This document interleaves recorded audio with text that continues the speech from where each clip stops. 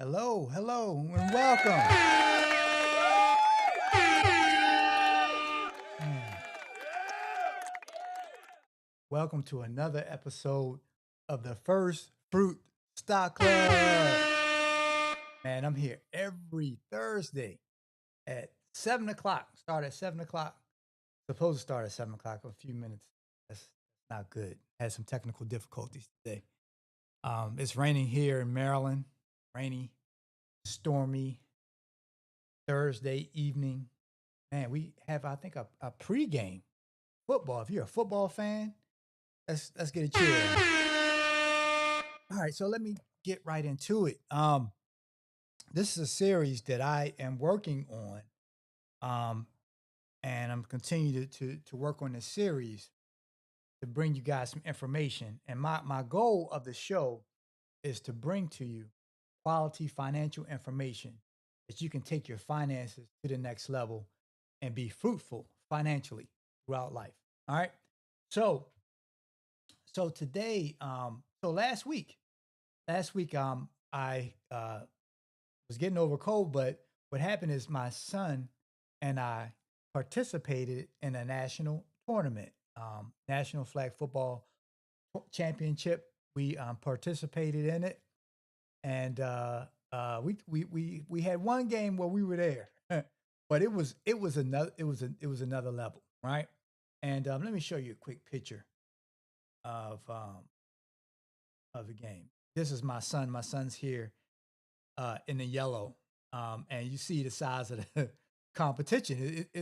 This is a national tournament. People from all over, from Houston, from North Carolina, from Florida, um, all over the United States. People came to compete in this national championship, and we were able to we were able to make it to the championship because we won our local level. So basically, everyone who wins their local level then get to compete on a national level, just like any most sports or whatever.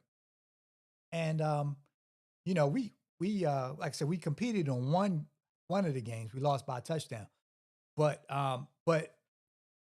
two of the games we honestly we got blown out. Really, three of the games. So because the first day was seeding, and then we seeded pretty low because we lost all of our games, so we seeded pretty low, and we ended up playing um, probably the number one and number two team. They were, I mean, even though like the first quarter should have been 21-14, but we threw a interception, and we did some things, but we were right there. I mean, the guys, the kids, they hung in there. But we end up losing. It was like 37-14, something like that. We made a lot of mistakes. And what happens is when somebody's really good, they force you to make mistakes. But anyway, let me get to the reason why I'm talking about this. Um, so as I said, we won on our local level. This is my son. This is our championship, the Anne Arundel County here in Maryland. We won, and we won the local level, so we got a chance to compete on the next level. So this relates to this show today because um, is that just as sports, you go to another level, finances, you have to go to another level, right? And as he had to go to the next level, and I'm not saying it's pro or anything, but the topic of this show is going pro in your finances, right? Going pro in your finances. Show you going pro in your finances, right? That's the goal. All right. So how to go pro in your finances. And and so, you know, there's a progression, right? For sports, right? So if you play a sport and not on flag football, let's just discuss.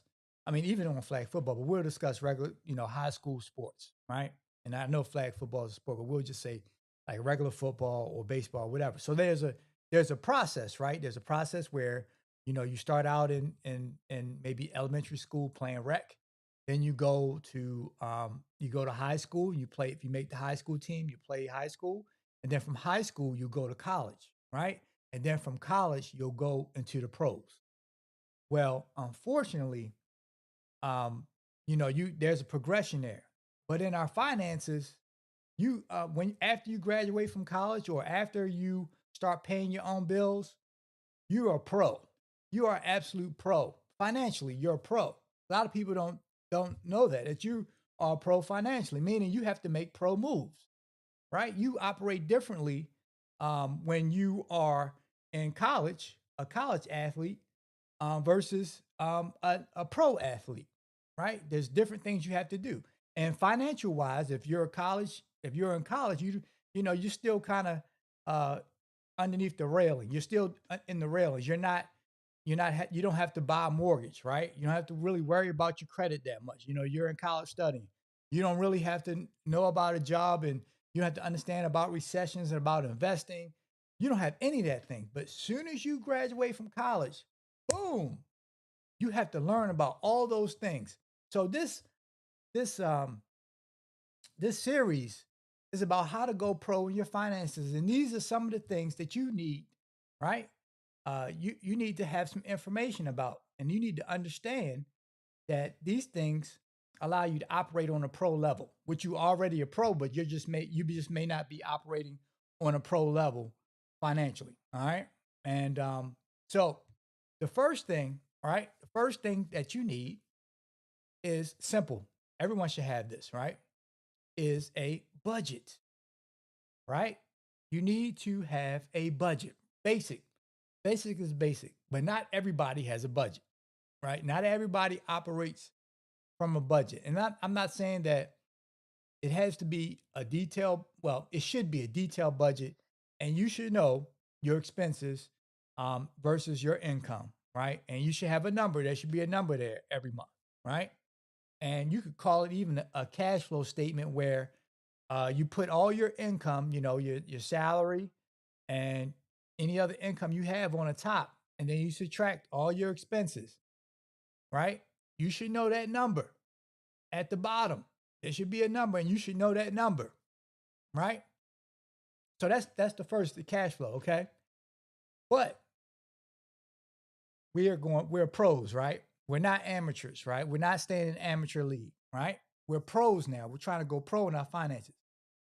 This is one thing you should know, right? If you're paying your own bills, right? If you have a mortgage, or even if you live in an apartment but you have a car or whatever, you have a 401k, you should have a net worth statement. You should know your net worth, right? You can do it yourself. And if you're like, Donald, I don't really know what net worth is, basically taking your all your debts and subtracting it from all the equity you may have. Maybe the appreciation in a house.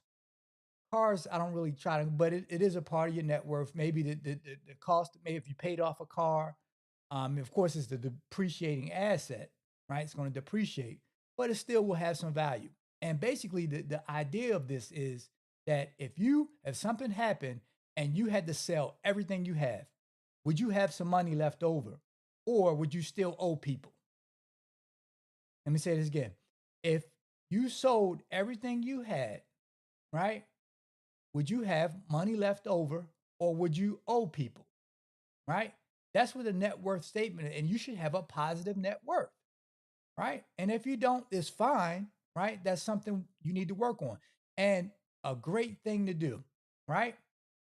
Is I'm sure you go to, you have somebody do your taxes, or, you know, some of you may do it on your own, but you should hire a CPA to create a net worth statement for you if you haven't done it, right? And this is we're not amateurs anymore. We're operating on a pro level. So on a pro level, which we are, whether we want to or not, right? When we start operating in this economy, we have to act as pros, and pros says that we need to know our net worth, right? We need to know our net worth. All right. So today's show is, of course, is focused around, man, how to go pro in your finances. All right, let's go.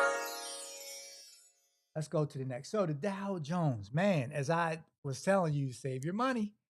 And last week, I was showing you how the chart starting to tick down a little bit. Showed down. And man, we the Dow Jones down 440 points on a week. Today, I think it was down like 300 something points today. That's 330 points today. S&P down 2351, Nasdaq down 7 points. I always get the week view, right? 1 week at a time. The Nasdaq, we hit a high of 60. I mean, the S&P, we hit a high of 64.14, but now we're at 63.39.39, and that's 39.39. Excuse me, but yeah. So we're starting to hit that little downtrend, and we'll see where it goes from here. But I've been telling the members, hey, you need to put some cash aside, some money aside, maybe sell sell in some of this strength that we're going. The strength is when stocks start increasing, right? We've hit all-time highs. You sell into that strength. You take a little bit to the side, right? And that's why it's important to second. That's why it's important to have a brokerage account because you can control your investments. And I teach. I say, look, we're money managers, right? And when it's time, we're going to take some profits, right? We take profits, and you don't have to take all of them, but you sell a few shares. You can sell a few shares and put that money aside, and you can redeploy it after the market reestablishes itself. So right now we're going through probably a, probably a no news cycle. Excuse me, where where it's not going to be a lot of news. I mean, all the companies have really reported. So, but therefore, there won't be a lot of volume, and of course, will probably be some selling for the next couple of weeks. We'll see. All right. So, but this is some time to pick up some favorites, and today I'm going to discuss one of my favorites. Oh, and boy, let me. Oh man, I keep forgetting.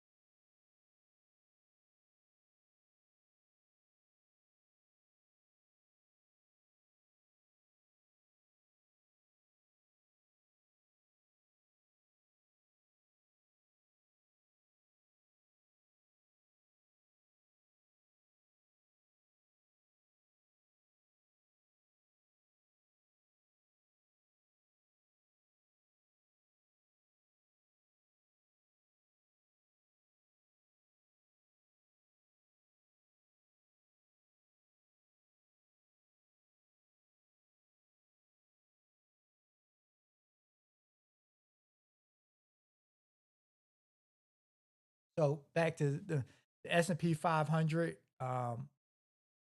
Yeah, so down 33, 37 for the week. And the NASDAQ, man, the NASDAQ is still in a positive, even though we're getting close to where we open for the week, but it's still in a positive 60 points. Okay. So we'll see where the NASDAQ ends. It's not funny, but we'll see where it ends. Okay.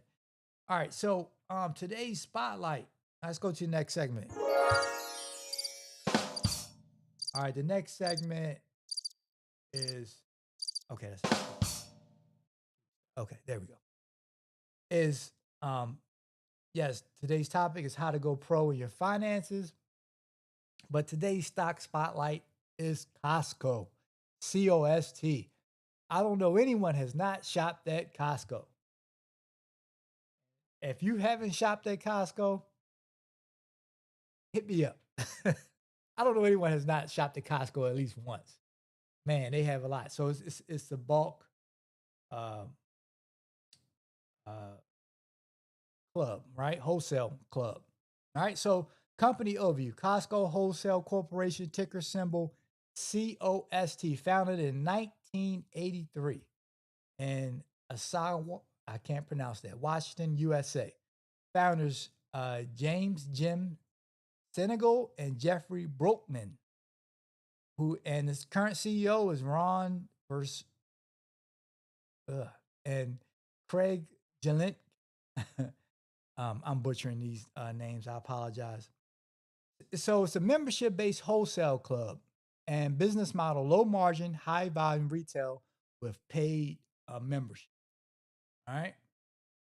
So company history: origins 1976 through 1983. In 1976, Soul Price founded the Price Club in San Diego, the first membership warehouse club. Jim Senegal, a Price Club executive, and Jeffrey Brotman opened the first Costco warehouse in Seattle, Washington. Their vision was to sell quality goods in bulk at low prices to businesses and consumers. So they had mergers and expansion in the 90s. Costco merged with Price Club to form Price Costco, but of course now it's just Costco, creating a massive wholesale operation, renamed Costco Wholesale Club Corporation, and began to expand aggressively across the US and globally. Growth and dominance: 2000 present. Costco became the second largest retailer in the world behind Walmart and is the largest membership warehouse club in the United States. Maintained reputation for strong employee treatment. They have a really good score in regards to how they treat their employees, right? And you go into the news, and according to what's recently happened, we know Costco decided to stand on its own. And you can do your research about that. High quality private label brand Kirkland. Kirkland is quality brand. I know that of course we everything has to be name brand, but Kirkland, great t-shirts, underwear, it's a great brand. And the prices are reasonable, right? You don't want to pay a lot of money for that stuff. We just want to buy the stock. We're not trying to spend a lot of money on underwear. All right, the business model: element description: membership revenue, annual membership fees, $60 for gold star, 20, 200, $120 for executive are the major profits source. Over 70% of operating income comes from membership fees. All right. So look, when we look at the business models of companies, we're always looking for companies. How do they raise their prices? Remember, the inflation bully is after everybody. It doesn't care. It doesn't care if you're a trillionaire, billionaire, a dollaire. The inflation bully, the tax bully, right, and the recession bully is always after you in this economy. And that's what I'm discussing is that when you go pro, you have to fight these forces no matter what, right?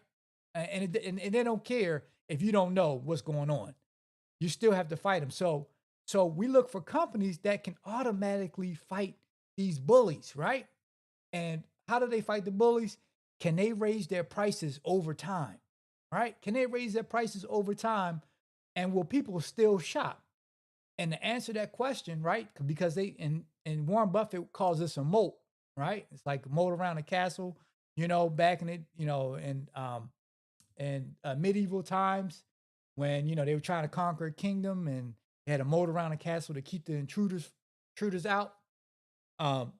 So that having the low prices and passing on the low prices to customers, right? And you can buy in bulk. And then Costco has um, some of the highest income customers out of all the retailers, right? And you look at it, and people who usually have large families shop at Costco, right? It makes sense. You can buy things in bulk and you save in bulk, right? And the trade-off, of course, is paying that membership fee, which they can increase by a small percentage, which increases revenue tremendously, right? So they can do a 5% and add billions and billions of dollars to their bottom line, right? And which they will do, which they did recently. They increased it. So yeah. So where were we? All right.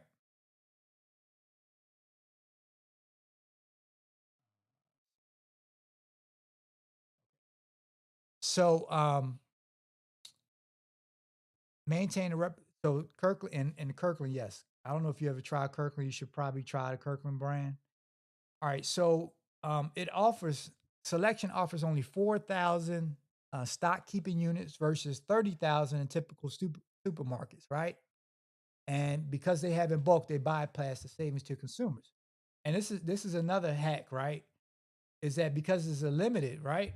The limited people people treasure hunt, right? So Kirkland in-house brand represents 25% of sales, known for high quality and affordability, right? So they squeeze their wholesale connects, okay? Their wholesale connect. They squeeze their wholesale um, partners and and then they pass that on to the consumer and end up, because they're buying in bulk. So they buy in bulk, okay? And what happens is because they don't have so many stock keeping units, which is SKUs, right? It becomes a treasure hunt. I don't know if you ever shop at Costco, but sometimes if you don't buy it, then you won't have it, right? So therefore, that creates automatic demand. If you see something, it's continuous demand. Therefore, the business can keep hitting its revenue numbers every quarter and every month, right? So they have fuel, man. No, I don't look. I don't think I've ever gotten maybe once from Costco. Those fuel lines at Costco are ridiculous. They're absolutely ridiculous. I know you want to save, and I get it. I just can't stay in the line for 20 minutes for 10 I don't know, but they generate a lot of revenue off of this. All right. The pharmacy is where I got my first pair of glasses. I've been wearing glasses for about a year now. All of a sudden, it's crazy. Getting old. And services adds value for members and drives traffic and loyalty. So look, the global footprint, and we'll just do the top four. United States has 590 stores, Canada 100, Mexico 40, and United Kingdom 30. And I think uh, there were the next one was Japan with like 20 Costco. So they're all over the world. All right. So so man, going pro in your finances. So by next week, you're gonna find out your net worth statement. If you don't know it, you should know your net worth statement. All right. You should know your net worth. If you sold everything, you should know what you have left over because you are a pro financially. You are a pro, whether you want to be it or not. So you have to act like a pro. That's what they say on NFL Network. There's a show, it's called Act Like a Pro, right? We all have to act like pros, right? That's one thing we need to do. We need to know that. It's very important, all right? So, man, thank you guys again for another great show. Man, I hope that everything you do is fruitful financially, family, your faith. Stay in it. It's crazy times we're living in, but that's okay because crazy times build strong people. All right. And we need strong people out here. We need mentally tough. We need financially sound. We need strong people. All right. To have this country continue to go forward in a positive direction. Hey, man, I love you guys and see you next week.